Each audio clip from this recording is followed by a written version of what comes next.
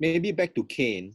So from what we are hearing, there is still that transformative progress that has to be done from a story to script to screen even, right? So I mean, from a writing perspective, does it sound as if adaptation skills are actually going to be something that is quite in demand instead of maybe creation skills?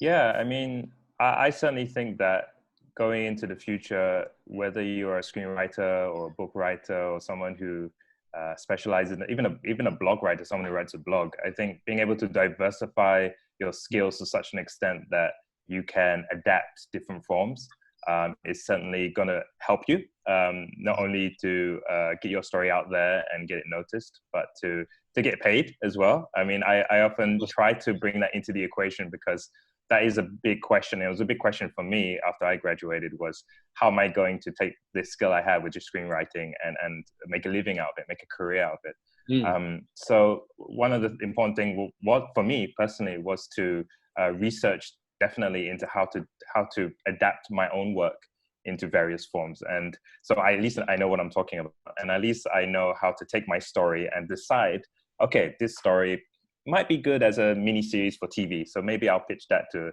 Kevin at MediaCorp. Or this story seems like it will be a great little short novella that I could self-publish and market on my own. And this, another story on my website could be something else. So yeah, I think adaptation is a tough skill, and not everyone. I think it takes time to learn.